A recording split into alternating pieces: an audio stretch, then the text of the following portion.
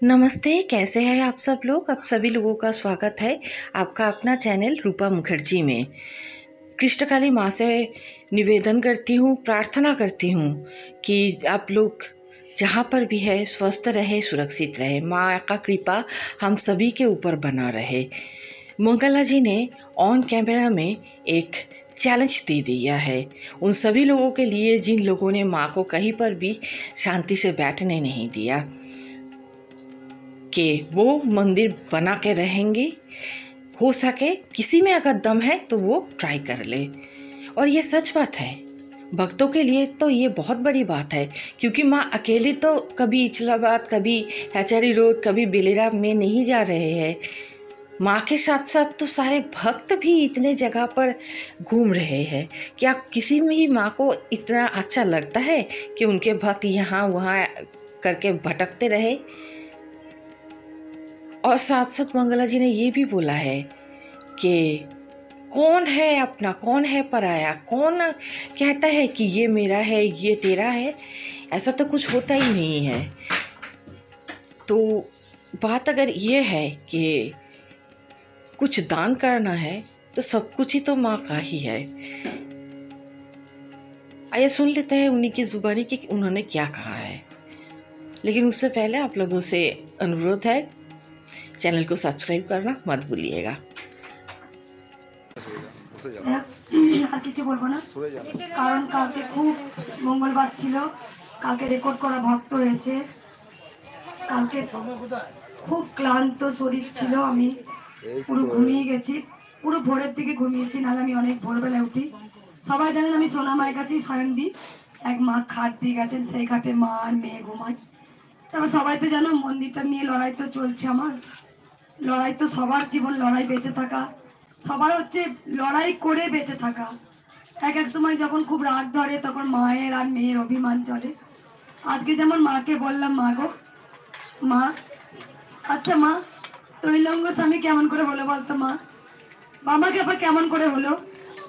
এই যে আমি মাঝে মাঝে স্কুটি চালিয়ে আসি, তো আমি কিন্তু আমার মধ্যে থাকি না, আমি কিন্তু অনাবরত মায়ের সাথে কথা বলতে বলতে আসি সব সময়। আমার খুব ভালো লাগে, কারণ মাকে আমি তো জানি। যেমন বলছি মা পরমহংসদেব কেমন ছিল বলতো মা, তাই মাকে বলছি মনের যত কালিমা গুছিয়ে দাও মা। কেন তোমায় চিনেও চিনতে পারছি না মা, কেন? আমি জানি তোমার জায়গা তুমি ঠিক করে নেবে, মন্দির তো হবে আমি জানি। কিন্তু দেখো, রাম মন্দির কি নিজে থেকে হয়ে গিয়েছিল? নিজে নিজেই রাম মন্দির হয়ে গিয়ে রাম কি গিয়ে ঢুকে পড়লো? পড়েছিল? রানী রাসমণি যে মন্দিরটা করেছেন ভবতারিণী মন্দির, সেটাও কি মা ভবতারিণী গিয়ে টুক করে বসে করেছিল? না। কোনো ভালো কিছু করতে গেলে অনেক ঝড় আসে, তা বিশ্বাস করো। আমার সেই ঝড়, আমি আবার কালকে প্রচুর ভক্ত দেখার পর আমার স্বপ্ন আছে যে মায়ের অনেক বড় মন্দির করবো। শুধু আমার নয়, আমার সাথে আজকে কোটি কোটি, কি দিচ্ছিস এখন, এখন থাক না, পরে দিবি সঙ্গগুলো। কোটি কোটি সন্তানদের এর মধ্যে সবার, আমার সাথে সবার স্বপ্ন আছে যে মায়ের একটা মন্দির হোক। মন্দির মানে আমার নয়, মন্দির মানে মায়ের 10 কোটি 1 কোটি যাই বলবে, সেই কোটি কোটি সন্তানের একটা স্বপ্ন। আমি চাইছি দেখো, যে মায়ের যে নিজস্ব 2 বিঘে জায়গা হয়েছে, সেই 2 বিঘে জায়গায় কিচ্ছু হবে না। কি মা, পুরো একদম এই মাঠটা রেকর্ড করা ভিড় হচ্ছে তোমার, পুরো একদম গাড়ি পার্কিং এর জায়গা হয় না, এত পাশের জায়গা তো গাড়ি ভর্তি হয়ে যায়। তাই আমি আপ্রাণ চেষ্টা করছি, মায়ের যদি 25 বিঘের মতো জায়গা আমি পাই, অবশ্যই যে যা দান করছেন আমাকে, আমি আপ্রাণ চেষ্টা করছি মা আরো বড় জায়গায় বসুক। আপ্রাণ আমার স্বপ্ন আছে যে যারা কৃষ্ণকালী মাকে এক ফোঁটা মন্দির, আমার মনে জ্বালা আছে, যেমন তোমাদের সবার মনে জ্বালা আছে, তেমন আমার মনেও জ্বালা আছে। আমার মনে জ্বালাটা কি, যারা মা এলো ধরাধামে, কলি যুগেতে এত মানুষের এত মঙ্গল, এত উপকার, সেখানে মাকে এক ফোঁটা জায়গা দিল না। যার গোটা পৃথিবীতে যান, যিনি কৃষ্ণ তিনি কালী, তাই ভগবান এক এবং অদ্বিতীয়। তাই গোটা পৃথিবীটা যার, কি আমার আমার করিস, আর তোরা যে মাকে কি দিস, মা সব জানে। কে আমার জন্য কটা মালা আনলি, কে আমার জন্য কত টাকা দান করলি, সব তার, তোদের কিছুই নয়। তোরা শুধু উপলক্ষ, তোদেরকে মা পাঠিয়েছে পৃথিবীতে ভবে খেলবি চলে যাবি আবার। কি আমরা হচ্ছে উপলক্ষ, আমি দেওয়ার মালিক নয়, আমাকে মা আমার হাত দিয়ে দিয়েছিল। এই যে এই ঘরে ছাপ্পরটা, যখন এই জায়গাটা কেনার পর খুব শোচনীয় হয়ে গেছিল, আমার ছেলের ভান্ডারও ভেঙেছিলাম।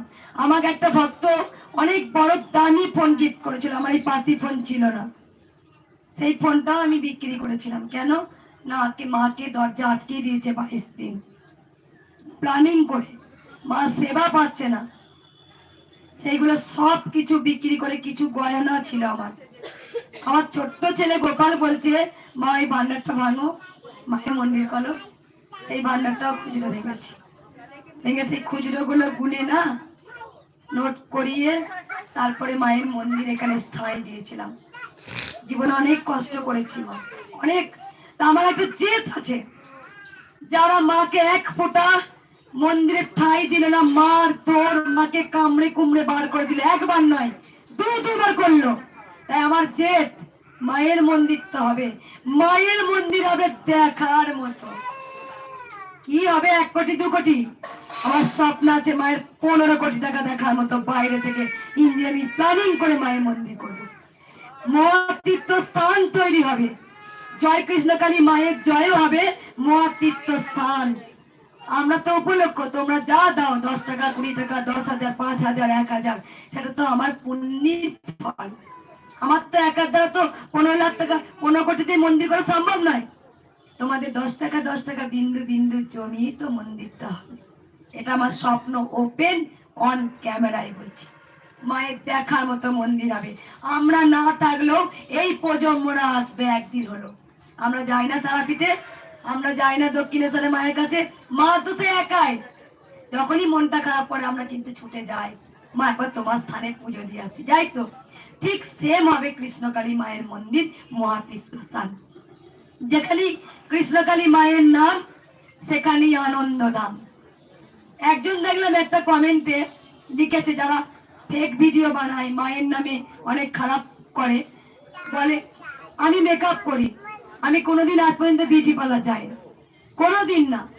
মেকআপ না করলেও মায়ের মেয়ে মাকে কেমন করে রাখতে হয় মা জানে। সুন্দর রূপে নয়, সুন্দর তার মনে। যে যতই অপরূপা হয়, তার মন যদি সুন্দর না থাকে, পৃথিবী সে কোনো জায়গায় সুন্দর নয়। সুন্দর তার মন, মনটাকে সুন্দর করো, মনটাকে। আমি ভক্তদের বারবার বলি, তাই অনেকবার আমার ঝড় এসছে। আমি বিশ্বাস করো তোমরা, তোমরা ভাববে তো আমি কখন বিউটি পার্লার, আমি কোথাও যাই না, কোথাও না, নিজের শরীর চর্চা করতেও সময় পাই না। একবার একটু আমি কোনো কিচ্ছু মাখিও না, কোনো কিচ্ছু না, লাল টিপ করি, একদিন হয়তো মনে হয় কাজল, হালকা লিস্ট, কিচ্ছু না। তাও 1000 দিন আমি নিজের শরীর চর্চা করি না। এটা মায়ের দান। রূপ বলো, তোমার আত্ম বলো, সব কিছু মা দিয়েছে, তাই তবেই হয়। এটা বড় কথা নয়, বড় কথা হচ্ছে আমার জ্বালা একটা আছে, মায়ের মন্দির করব। আমি আর কিচ্ছু বলবো না। কালকে প্রচুর ভক্ত দেখেছি, আমি সত্যি খুব ক্লান্ত হয়ে পড়েছিলাম।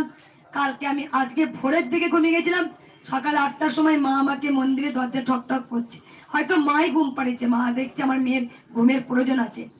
যাই হোক, আর কিছু বলবো না। কিছু ভক্তদের উপকারের কথা শুনি, মনটাকে সুন্দর করো। অনেক জন বলে মায়ের চরণ থেকে ফুল দাও, লাগবে না, লাগবে না মায়ের চরণে ফুল। তুমি যদি মাটি দাও, ভক্তি করে এরম করে নিয়ে যাও, তাতেই তোমার কাজ। ভক্তিতেই মুক্তি, ভক্তিতেই মুক্তি। আমাকে ভক্তরা অনেক কিছু সাজার জিনিস দিয়ে যান, অনেক, যে আমার মঙ্গলা মা সাজুক, সাজুক আমার মঙ্গলা মা। আমার মঙ্গলা মা কি শুধু ভক্তই দেখবে? সত্যি, কিন্তু আমি সাজতে গুজতে নিজেকে পরিপাটি করে রাখতে ভালোবাসি। যেমন আমি সাজি, আমার মাকেও সাজাতে ভালোবাসি। বিশ্বাস করো, মুখে একটু দাগ পড়লে আমি সঙ্গে সঙ্গে সুন্দর করে মুছিয়ে দিই। কেন না, মা তো অপরূপা, মা তো সুন্দরী, মাকে সুন্দর করে আমি সাজিয়ে গুছিয়ে রেখে রোজ শাড়ি পরাই। কোন মুটুকটা পরালে ভালো লাগবে, কোন শাড়িটা পরালে ভালো লাগবে। কারণ আমি যখন মাকে শাড়ি পরাই, আমি ভাবে দেখিনি তো মা শাড়ি কেমন করে সেজে দেখি দিই। তাই চামড়ার চোখ দিয়ে গোবিন্দকে দেখা যায় না, অন্তরের দৃষ্টি দিয়ে গোবিন্দকে তোমরা দেখো। আমি আর কিচ্ছু বলবো না, শুধু শুনবো কোনো ভক্তির উপকার হয়েছে কিনা। উপকার হয়েছে কারোর? কারোর উপকার হয়েছে?